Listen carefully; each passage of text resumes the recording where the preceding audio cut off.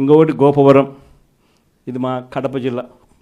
దీంట్లో ఉప సర్పంచ్ పదవికి ప్రొద్దుటూరు కాన్స్టిట్యున్సీ నియోజకవర్గంలో ఉప సర్పంచ్ పదవికి సంబంధించిన ఎన్నిక.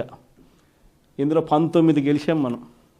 వాళ్ళు గెలిచింది కేవలం ఒక నలుగురిని ప్రలోభపెట్టి తీసుకున్నారు. అయినా కూడా వాళ్ళ బలం ఎంత? ఆ 1 + ఈ 4 5, మిగిలిన 15 మనవే. ఏం చేస్తూ ఉన్నారు? ఉప సర్పంచ్ పదవి కౌంటింగ్ హాల్లోకి మేమే తీసుకొని పోతాం ఈ 15 మందిని అని చెప్పి వీళ్ళే పోలీసులు బండ్లో ఎక్కించుకొని వీళ్ళని తీసుకొని పోయి తెలుగుదేశం పార్టీ సభ్యులు ఉన్న చోట, మనుషులున్న చోట ఇడిచిపెట్టేసి వచ్చేసినారు. అంటే వాళ్ళను కొట్టమని, దౌర్జన్యం చేయమని, రానికుండా చేయమని చెప్పి పోలీసులు. అయినా కానీ వెనకాల మన జీపులు ఫాలో అవుతూ ఉన్నాయి కాబట్టి వెంటనే వాళ్ళని ఎక్కించుకొని మళ్ళీ తీసుకొని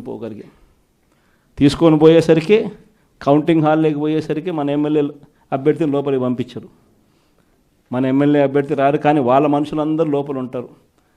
అక్కడ ఇంకా నకిలీ వార్డు మెంబర్లతో ఐడి కార్డులు క్రియేట్ చేసి ఎన్నికల అధికారి లాస్ట్కి అది నకిలీ, ఇవి మేము ఒప్పుకోము అని చెప్తే ఎన్నిక వాయిదా జరిగింది. అది మళ్ళా రెండో రోజు మళ్ళీ ఎన్నికకి పిలిచినారు. రెండో రోజు మళ్ళీ ఎన్నికకి వెళ్ళిపోతే రెండో రోజు ఏమంటాడు, ఎన్నికల అధికారి గుండెపోటు అంట. మళ్ళీ వాయిదా. బలం లేనప్పుడు ఇవన్నీ చేస్తూ ఉండరు. నేను చెప్తా ఉన్నా, ఎన్ని ఎగ్జాంపుల్స్ ఏదైతే చూస్తూ ఉన్నాం. ఇంకో చోట తుని నియోజకవర్గం 30కి 30 మనమే గెలిచాం.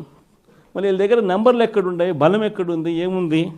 అయినా కానీ వైస్ చైర్మన్ పోస్టు వాళ్ళకే కావాలని చెప్పి ఏకంగా అడ్డంకులు క్రియేట్ చేయడం, వాయిదాల మీద వాయిదాలు వేయించడం, చివరికి ఏ స్థాయిలో భయపెట్టే కార్యక్రమం చేసినారంటే మున్సిపల్ చైర్మన్ అనే అభ్యర్థి ఆడాయమ.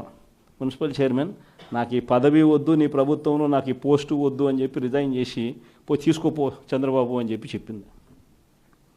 అంటే ఆ స్థాయిలోకి ముఖ్యమంత్రులుగా ఉన్న వ్యక్తులు. ఒక తుని అనేది ఒక చిన్న ప్రాంతం, ఒక మున్సిపాలిటీ. అందులో ఎవడు మున్సిపల్ చైర్మన్ అయితే ముఖ్యమంత్రికి ఏం సంబంధం? ఏమవుతుంది? నువ్వే ముఖ్యమంత్రి స్థానంలో ఉండవు, తునికి ఎమ్మెల్యే కూడా మళ్ళా మీవాడే, ఏం తేడా పడుతుంది? అయినా కూడా ఇది పరిస్థితి. ఇంకొకటి అత్తిలి 20కి మనం గెలిచింది 16, వాళ్ళు గెలిచింది, కూటమి ప్రభుత్వం గెలిచింది 4.